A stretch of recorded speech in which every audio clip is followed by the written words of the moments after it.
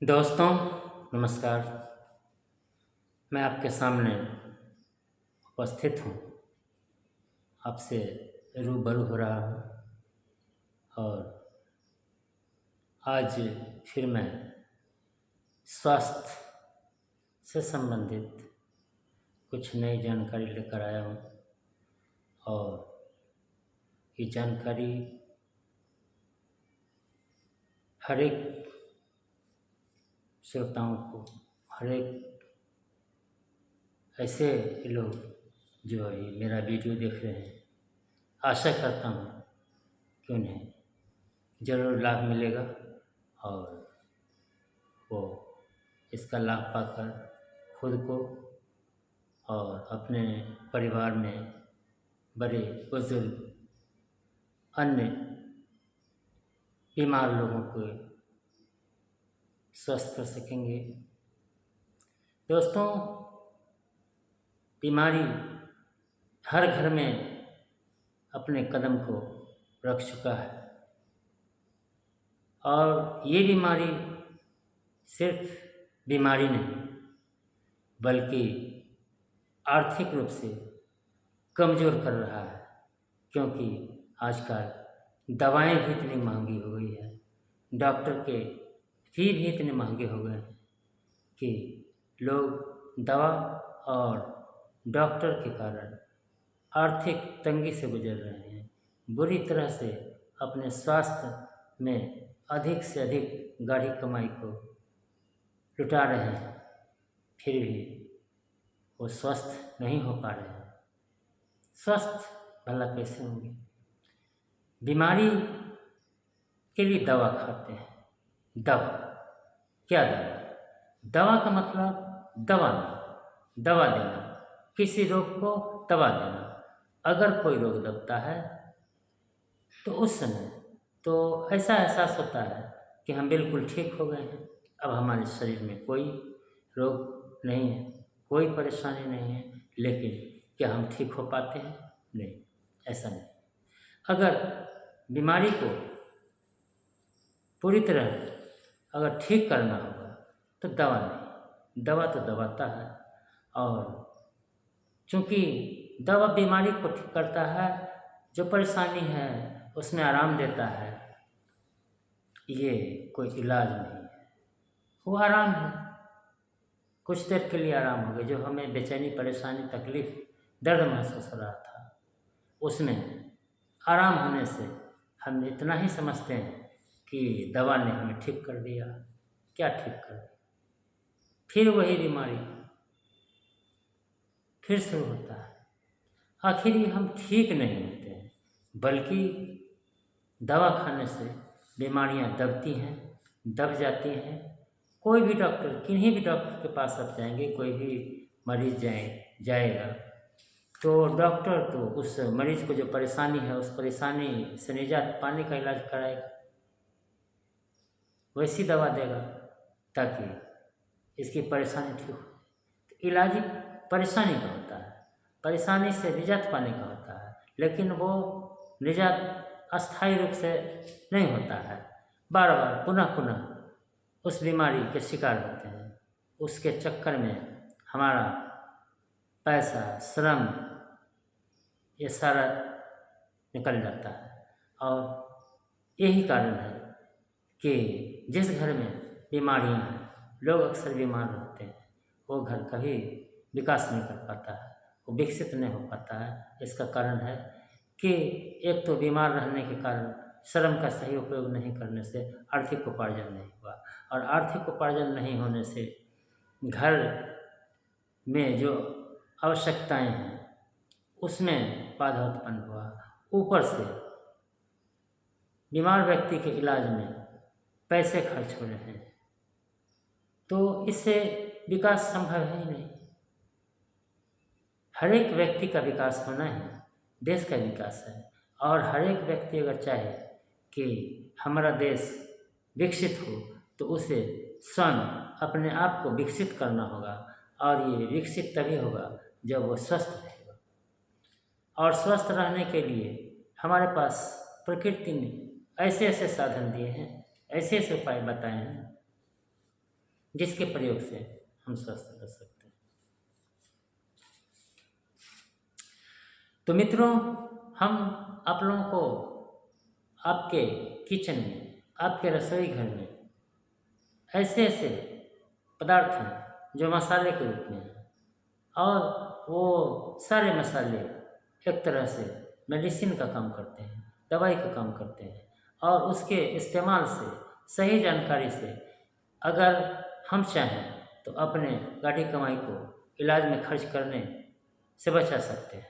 बल्कि हमारे घर में जो प्रकृति द्वारा प्रदत्त उत्पाद सामग्री है, जिसका हम मसाले के रूप में करते हैं, उसमें से हम हर एक मसाले की जानकारी लेकर हम उसका इस्तेमाल कर बड़ी से बड़ी और गंभीर से गंभीर बीमारियों को ठीक कर सकते हैं, और हम अपना आर्थिक विकास, अपने आर्थिकी को मजबूत करके समृद्ध हो सकते हैं।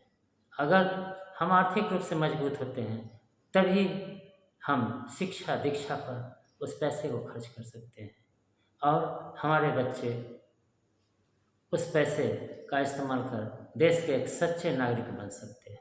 लेकिन पैसे को सही इस्तेमाल होना चाहिए। इसके लिए हमारा स्वास्थ्य बिल्कुल सही होना चाहिए, और स्वास्थ्य बिल्कुल सही रहेगा तो हमारे पैसे की बचत होगी।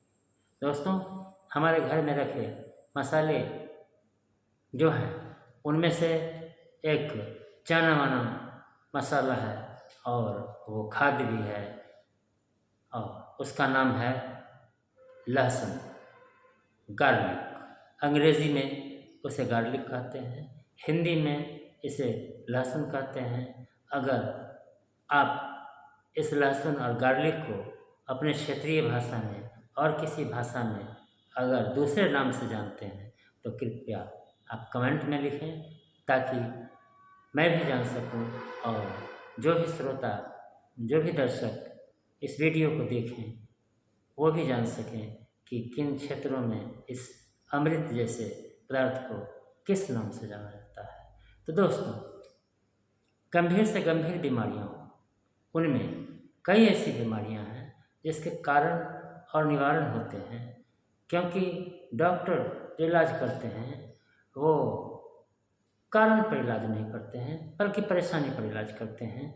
अगर कारण की पहचान कर ली जाए और कारण का इलाज किया जाए तो कारण समाप्त हो जाएगा, तो फिर शरीर में बार बार किसी के बीमारी के होने की संभावना नहीं के बराबर रहेगी। तो दोस्तों, लहसुन एक ऐसा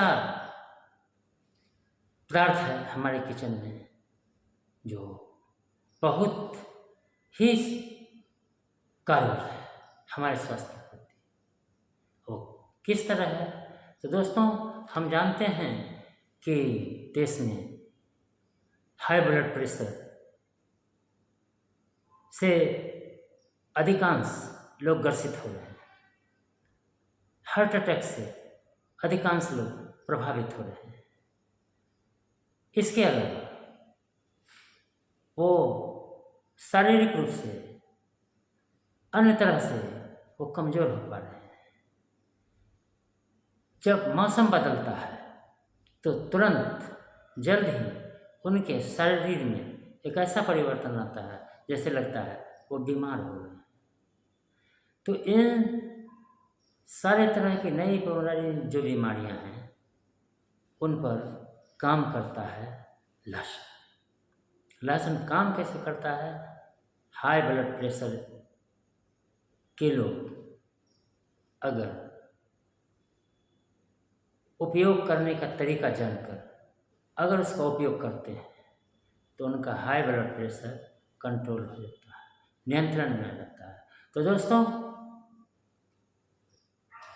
लहसुन का उपयोग और तरीका महत्वपूर्ण है, इसलिए आपको कैसे हम लहसुन का उपयोग करें ये तरीका भी अंत में बताएंगे, और उसे सुनकर समझकर उसका इस्तेमाल करते हैं तो आप बेहतर तरीके से उसका फ़ायदा उठा सकते हैं।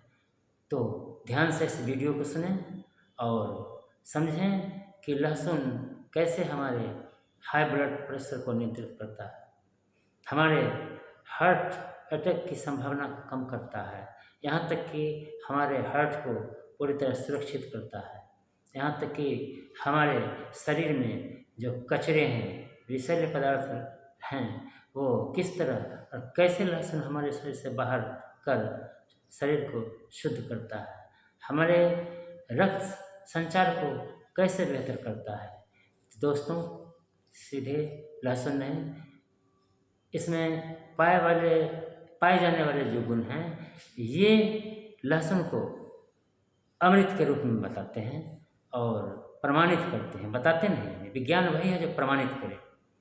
और दोस्तों, इसमें सबसे बड़ी बात है कि लहसुन में, गार्लिक में एलिसिन नामक एक पदार्थ पाया जाता है, एलिसिन।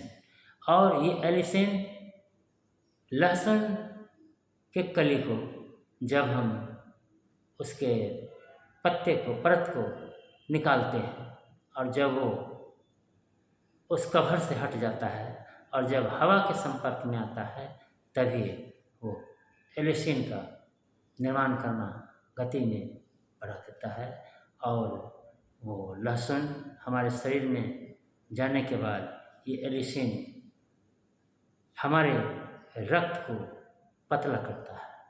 इस हमारे रक्त में जो क्लॉटिंग बनने वाले हैं, थक्के बनने वाले हैं, इस थक्के को कम करता है, इस थक्के को बनने नहीं देता है। और जब हमारे रक्त का थक्का क्लॉट नहीं करेगा, थक्का नहीं जमेगा, रक्त जो है अपने प्रवाह में निर्बाध गति से चलेगा, तो ना हाई ब्लड प्रेशर की संभावना रहेगी, और ना हाई ब्लड प्रेशर की संभावना रहेगी तो हमारा हृदय गति ही सामान्य रहेगा और धड़कन रुकने की संभावना बहुत कम जाएगी और हम अपने जीवन को थोड़ा सा प्रयास से, थोड़ा सा जागरूकता से हम स्वस्थ रख सकते हैं, अपने धन को, अपने पैसे को बचा सकते हैं। तो दोस्तों, इसमें तो एलिसिन पाया जाता है और एलिसिन ने जो कार्य किया है, जो कार्य करता है, इसके कार्य करने का जो है सो मुख्य बिंदु है कि हमारे शरीर में नाइट्रिक ऑक्साइड और हाइड्रोजन सल्फाइड ये बनता है।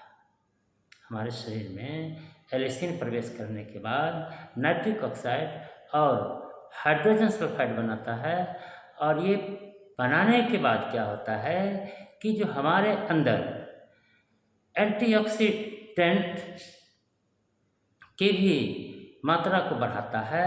और एंटीऑक्सीडेंट समझने के पहले हम ये बताना चाहते हैं कि हमारे शरीर में एंजियोटेंसिन, हमारे शरीर में एंजियोटेंसिन नामक जो यौगिक जो हमारे शरीर को नुकसान पहुंचाते हैं, कचरा तैयार करते हैं, उनके निर्माण पर एंजियोटेंसिन जो शरीर में इस तरह के कचरे को निर्माण करते हैं, उन कचरों को बनने से, निर्माण करने से ये शरीर में जो बढ़ाता है नाइट्रिक ऑक्साइड और हाइड्रोजन सल्फाइड, ये एंजियोटेंसिन को बनने से रोकता है। दोस्तों, बीमारी के कारण को जानना है। बीमारी को जानने से सिर्फ जो है दवा चलेगी, बीमारी दब जाएगी, आराम मिलेगा, परेशानी दूर हो जाएगी, लगेगा हम ठीक हो गए हैं। लेकिन कारण को जानने से हमारी बीमारी सदा के लिए ख़त्म हो सकती है। तो चूँकि लहसुन में एलिसिन है और ये इस एलिसिन से शरीर में नाइट्रिक ऑक्साइड और हाइड्रोजन सल्फाइड का प्रोडक्शन होता है, जो एंजियोटेंसिन नामक कचरे को बनने नहीं देता है, वो रोक देता है। अब सोच के देखिए, जब इस तरह का कचरा नहीं बनने देगा तो हमारे शरीर में जो गंदगी तैयार होता है वो बन पाएगा? नहीं बनेगा। और सबसे बड़ी बात है कि लहसुन में एंटीऑक्सीडेंट पाया जाता है। और एंटीऑक्सीडेंट की मात्रा काफ़ी जो है सो मात्रा में जो तैयार करता है। अब ये समझना है कि ये एंटीऑक्सीडेंट हमारे शरीर के लिए क्यों जरूरी है, क्यों ये फायदा करता है, क्यों हमारे शरीर को बूस्ट करता है। तो एंटीऑक्सीडेंट का समझ हम इस तरह से समझ सकते हैं कि हमारे शरीर में जो मुक्त रक्त कण है, फ्री रेडिकल्स है, वो फ्री रेडिकल्स क्या है, बल्कि ये रक्त कण में युग्मक नहीं है, अयुग्मी है। इनके जीव में कहीं कुछ नहीं, इनका कोई साथी संगत नहीं है, ये अकेला है। और अकेला व्यक्ति तो जो है सो पागलों की तरह जिधर मन होता है उधर घूमता रहता है। तो ये वो रक्त कण है जो अकेला है, स्वतंत्र है, और शरीर में जहाँ दिल होता है वहाँ घूमता रहता है। और सिर्फ घूमता ही नहीं रहता है, बल्कि इनका जो इलेक्ट्रॉन है, फ्री रेडिकल्स है, इनका जो सिंगल है इलेक्ट्रॉन है, ये जो है सो दूसरे रक्त कण से वो चुराता है। अपने तो अकेले हैं, ये दूसरे कणों से इलेक्ट्रॉन्स को चुराते हैं, और चुराने के बाद हमारे शरीर में जहाँ तहाँ परेशानियों को पैदा करते हैं। तो दोस्तों, यही जो फ्री रेडिकल्स है, मुक्त कण है, जो हमारे शरीर में घूमते हुए हमारे सेल को, रक्त कण को, जब रक्त कण को, सेल को प्रभावित करते हैं, हमारे हर एक अंग को प्रभावित करते हैं, तो हमारे वो रक्त के कारण हमारे हृदय भी प्रभावित होते हैं, और हाई ब्लड प्रेशर, ब्लड में जो वसा है, फैट है, उसकी वृद्धि होने से, बढ़ने से के कारण जो होता है, वो ये एंटीऑक्सीडेंट के कारण उसे बढ़ने से, बनने से रोकता है। और इसका इस्तेमाल करने से हाई ब्लड प्रेशर के लोग भी स्वस्थ होते हैं। उन्हें धीरे धीरे इसका इस्तेमाल करने से दवा उनकी जो चल रही होती है, अंग्रेजी की कोई दवा चलती है ब्लड कंट्रोल करने के लिए, वो उनका बंद हो जाता है, और उनका हृदय भी बिल्कुल सही से काम करने लगता है। उनकी हार्ट बीट भी नॉर्मल 70, 72, 75 के आसपास रहती है। इस तरह ये लहसुन में एलिसिन का कमाल जो हमने देखा, सुना, समझा, इसलिए हमारे आपके जानने वालों के घर में अगर कोई हाई बीपी के, हार्ट अटैक, यहाँ तक कि लहसुन डायबिटीज़ वगैरह पर भी अच्छा काम करता है। लेकिन इसे यूज कैसे किया जाए, इसका जानने का तरीका के अनुसार हम इसका इस्तेमाल करें तो हमें इससे बहुत लाभ होगा। तो दोस्तों, आपने बहुत इंतज़ार किया, अब मैं इसके इस्तेमाल के बारे में मैं बता रहा हूँ, ध्यान से सुनेंगे। तो ठंडे के मौसम में सुबह सुबह मुँह धोने के बाद 4 से 5 कलियाँ छीलकर उसे चबाकर, अगर उपलब्ध है तो 1 गिलास उसमें पानी धीरे धीरे पी जाएँ। और अगर चाहें तो उसमें गुड़ की थोड़ी मात्रा अपनी इच्छानुसार मिलाकर, दोनों मिलाकर उसे चबाकर और उसे चूस जाएँ, पानी पी जाएँ, और आधे घंटे तक कोई भी सामग्री न खाएं। अगर आपके पास उपलब्ध न हो सुसुम पानी, गर्म पानी, वार्म वाटर, तो आप ताज़े पानी भी ले सकते हैं, गुड़ लें या खाली तरीके से लें। दोस्तों, अगर आपको किसी लोगों को होता है कि लहसुन खाने से उन्हें पेट में गैस, जलन इत्यादि का एहसास होता है, तो आप लहसुन की कलियों की मात्रा कम करके स्टार्ट कर सकते हैं और पानी की मात्रा बढ़ा सकते हैं। इससे ऐसे करने से आप खुद अपना प्रयोग करके उसकी मात्रा को निश्चित करके इस लहसुन जैसे अमूल्य पदार्थ का लाभ उठा सकते हैं। दोस्तों, अगर गर्मी में लेना हो तो गर्मी में 4-5 कलियाँ नहीं, 1 से 2 कलियाँ ही काफ़ी हैं, और उसी तरह लें। परेशानी लगे तो पानी की मात्रा बढ़ा दें, और ख़ास करके आप आपके घर में ऐसे ये 40 से अधिक कि हर लोगों को अगर स्वस्थ हैं फिर भी लेना चाहिए, लेकिन अगर किन्हीं को कम उम्र में है या ज़्यादा उम्र में बीपी की समस्या है, हार्ट की समस्या है, नहीं भी है, तो इसके इस्तेमाल करने से हार्ट की समस्या की संभावना घट जाएगी और लोग स्वस्थ रहेंगे, अपने पैसे को बचाएंगे और पैसे को बचाकर आर्थिक विकास करेंगे, देश का विकास ही माना जाएगा और हमारा देश के विकास में एक अच्छा सहयोग हो सकता है। इसलिए इस लहसुन का इस्तेमाल प्रयोग करके इसको देखें, लाभ होता है तो अन्य को भी बतावें, ताकि लोग बीमारी से बचें और अपने शरीर को स्वस्थ और शुद्ध रख सकें। दोस्तों, ये वीडियो अगर आपको अच्छी लगे तो इसे लाइक करें, शेयर करें, कमेंट करें। अगर आप इस वीडियो को पहली बार देख रहे हैं तो आपसे अनुरोध है कि मेरे चैनल को स्वास्थ्य कुशलता के रहस्य को, जो मेरा चैनल है, इसे सब्सक्राइब करें। धन्यवाद। जय हिंद, जय भारत।